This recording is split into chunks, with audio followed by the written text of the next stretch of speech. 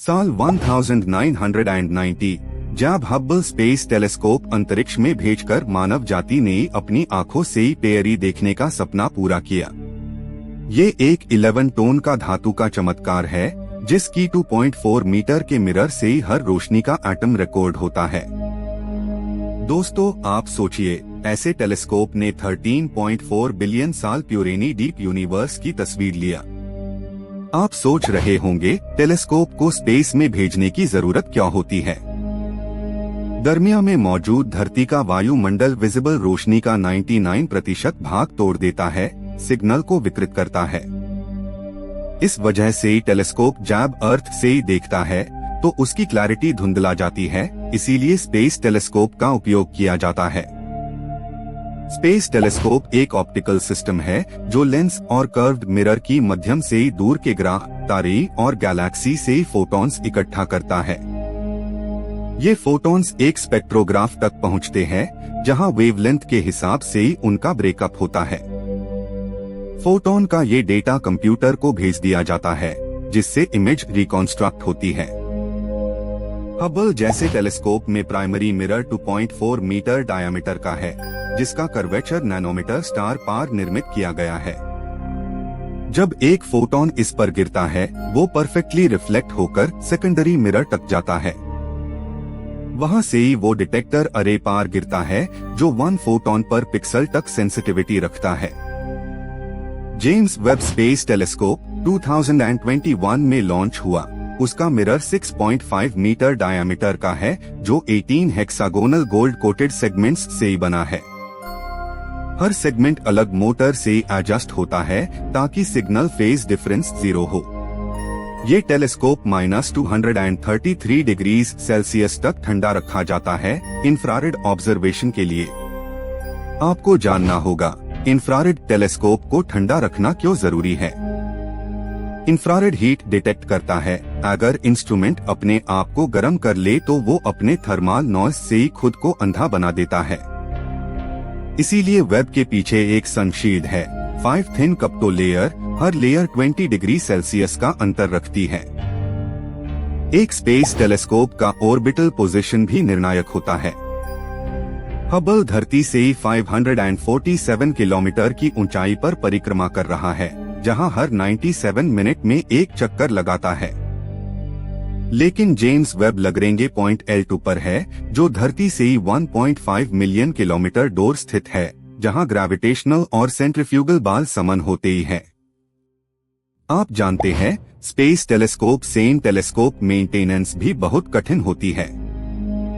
Hubble को 1993 और 2009 के बीच नासा ने 5 बार रिपेयर किया। हर बार एस्ट्रोनॉट ने 5 घंटे से ही ज्यादा स्पेस वॉक की। और जेम्स वेब को कोई रिपेयर मिशन नहीं, इसके लिए सब सिस्टम रिडंडेंट डिजाइन किया गया है। लाइट कलेक्शन की बाद डिटेक्टर CCD या इंफ्रारेड सेंसर फोटॉन्स को इलेक्ट्रॉन्स में बदलता है। हर पिक्सल एक कैपेसिटर होता है जिसमें एक्यूमुलेटेड चार्ज फोटॉन फ्लुएंस के प्रोपोर्शनल होता है। ये electronic data millions of bits पर सेकंड से ट्रांसमिशन एंटेना की जरिए धरती पर भेजा जाता है। सिग्नल धरती पर मिलते ही ग्राउंड स्टेशन प्रोसेसिंग शुरू होती है। फर्स्ट स्टेप होता है नॉइज सब्ट्रैक्शन, फिर कैलिब्रेशन और कॉस्मिक रे removal. Data 16 bit grey scale में होता है। इसे साइंटिस्ट फॉल्स कलर टेक्निक से ही विजुअल बनते हैं जिससे आपको गैलेक्सीज के विविड डिटेल्स नजर आते हैं। आपको हैरानी होगी, एक टिपिकल डीप फील्ड इमेज बनाने में 10 दिन लगते हैं। 450 एक्सपोजर कॉम्बाइन होते ही है। हर एक्सपोजर का alignment micro arc second level पार होता है ताकि फाइनल इमेज डिस्टॉर्शन फ्री रहे। जब ये सब कॉम्बाइन होता है तो यूनिवर्स का सबसे दूर कोना सामने आता है।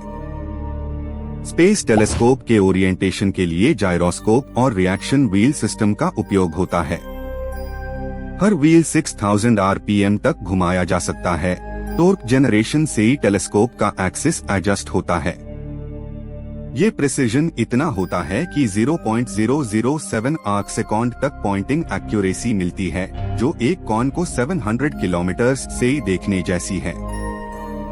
टेलीस्कोप के सेंसर्स एक्सट्रीम टेम्परेचर में काम करते ही है। जब फ्रंट साइड 125 डिग्री सेल्सियस पार होती है तो बैक साइड -180 डिग्री सेल्सियस तक गिर जाती है। थर्मल ब्लैंकेट और radiator panel system in extremes को बैलेंस करते ही है। अगर बैलेंस बिगड़ जाए, डिटेक्टर डार्क करंट बारह जाता है, जिससे इमेज खराब हो जाती है। हर फोटोन के इंटरप्रिटेशन के लिए स्पेक्ट्रोस्कोपी का इस्तेमाल होता है, जिससे गैलेक्सीज की केमिकल रचना समझी जा सकती है। हबल ने दिखाया कि एक डिस्टेंट नेबुला में हाइड्रोजन और ऑक्सीजन रेशियो 31 था, जबकि सुपरनोवा रेमनेंट में आयरन का प्रोपोर्शन 0.2% था।